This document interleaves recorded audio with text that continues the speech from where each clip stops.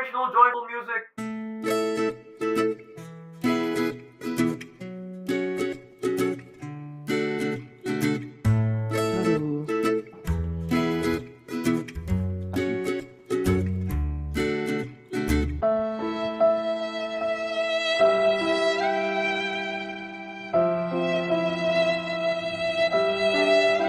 What's up guys, lightningTATSU striking here again with another video, and today it's storytime with lightningTATSU. Storytime with lightningTATSU is a series I'm planning to start on this channel. It's just basically me just talking about life, some life stories I guess. So if you like this kind of content, please comment down below and tell me what your thoughts are. So for our first episode of Storytime with lightningTATSU, I decided that I should talk about how I got my cats. Yeah, so I have 3 cats, if you can remember from our last video, which I'll link somewhere around this video, because, I don't know, is it here or is it here? I think it's here. It's here, right? Am I right? Wait, I'll stop now. So in that Q&A, I told you guys how important my cats are to me, and they really are a big part of my life right now. So I wanted to just talk about them and tell you guys how I met my cats. That sounded like how I met your mother, though. So, before we start this video, I want you guys to smash that like button. Oh yeah, hit that subscribe button and ring that notification bell so that you will be updated on my upcoming videos. So, without further ado, let's start the story. One night, when I was talking with my friend on the phone, the signal was acting up. So I went outside to the garage to get a better signal, because the signal's better there for some reason. My friend was asking for advice on something. I forgot exactly what we were talking about. Not that it's related to this video though. I was walking around the garage, and as I was walking down, I don't know if you can get this, but imagine you're stepping, but half a step. Like, you're almost gonna put your foot to the ground, but it's not there. Like, you're going to step, but it's in the middle. It's the middle of a step. It's a half step. It's...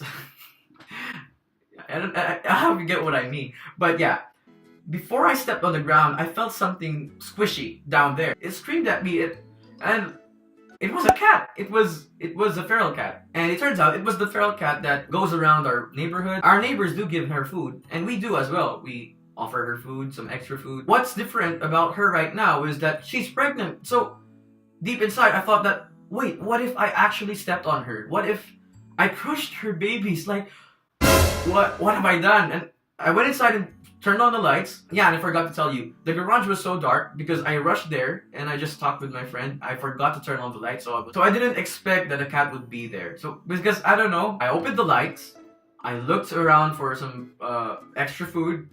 I gave her some boiled chicken, I guess. Yeah, I think I gave her some boiled chicken. I pat her in the head and I told her sorry a lot of times. I couldn't sleep that night. I was like, dude, what if I actually stepped on her and killed her babies? I don't know, but it doesn't feel like I squished her. You know, a half step. I'm gonna stop explaining now. A few months after that, she came back. And when she came back, there were 3 kittens with her. So that was a relief on my part because, oh thank God, they were not dead. I don't know what I would do if they were squished and killed. What if I actually killed them? What I did, I made a bed there, a cardboard bed. I put some water there for them to drink and some food. And I always check on them. And I even gave names to those 3 kittens. I gave Natsu, Fuyu, and Aki. Yes, I want to take care of them fully. And I thought maybe they should get their shot. So I went to a friend. I borrowed his pet carrier. I was ready to bring them the next day to the vet. But when I got home in the evening, something bad happened. My brother came to me and he told me that the kittens were gone. And so was the mother. And I panicked, like, what happened? They were safe. They were inside the garage. But it turns out that they got out somehow. I asked the kids outside what happened, and they told me that some kids, who they don't know, were playing with my kittens outside. I looked around and then I couldn't find them. Except for one, Aki. I found Aki underneath the boxes in the garage. And she was crying. There were literally tears on her eyes, and she was limping. She was crying out loud. I know that she can't answer me back, but I just kept saying, what happened? What happened? What I did was, I gently took her, put her in the pet carrier, and I went inside the house. I can't just leave her there. So I contacted my cousin who's a vet, and I set up an appointment with him. before we went to the vet, I took care of Aki as much as I can. I bought her food. She was so depressed, she was so sad. She would try to stand up, but she can't stand up. And after a while, she tried to walk. I brought her outside of the carrier, tried to see if any improvement happened, but she could try to walk, but she was limping, like really limping. And every time you try to touch her, she would not hiss, but she would meow like in pain. So I was really worried. I took her to the vet the next day, and what the vet found out was her leg was either played with, or she was hit by a vehicle. So yeah, I remembered what the kid told me. The kid told me that kids played with my kittens. I think that's probably what happened. I was sad for a long time. After our vet visit, she got her medication, and I listened to the vet. I did what we had to do. I made her rest. After a few weeks, Aki was starting to run. Even though I tried to stop her because she was still limping, but she was trying to run. She was trying to play. She loved her yarn. She loves yarn so much. And then one day she just ran, not limping anymore. Aki was okay finally. She grew beautiful. Like, she looks nothing like before. She looks like a different cat. And she became playful. She would always bite. Like, you would pet her, she would be affectionate, and then she will try to bite you. So that's how I met Aki. The problem is we always leave the house. When you leave, there's no one there with her. So no one's left in the house. No one's with Aki, so she might be lonely. So what I did was I posted a request online if there was anyone who has kittens that were for adoption. So I only needed to wait for like a few hours, and then someone asked me if Aki was for adoption. No, I told her, no, you read it wrong. I was asking to adopt a cat. And then they sent me a message. It was a little girl who rescued a bunch of kittens, and her mother was the one talking to me. The girl's name was Zenya. Shenya. She was the one who first rescued Yuki and Haru. And they sent me a video of them both. And I was just looking for one cat. I asked them if I can only adopt one, because I thought that I could only support like 2 kittens at that time.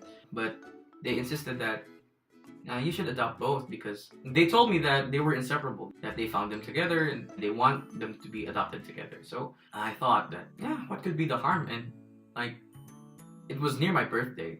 Yeah, I forgot. I was adopting Yuki and Haru on my birthday.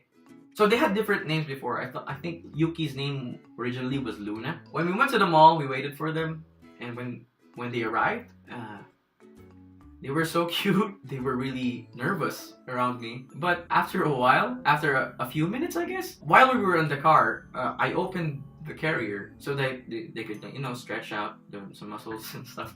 Does that apply to cats? Anyway, and then immediately they were attached to me. They like wanted to stay with me, and they don't want to get inside of the carrier anymore. Anyway, so when we got home, Aki was hissing.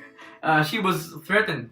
I tried to do the proper way to introduce a new cat to your cat, but it didn't work on Aki. Like, I tried to, you know, separate them with the door, introduce them with the carrier, but Aki was like, I don't know if she was jealous or I don't know. But after a few days, like, they became like close friends instantly.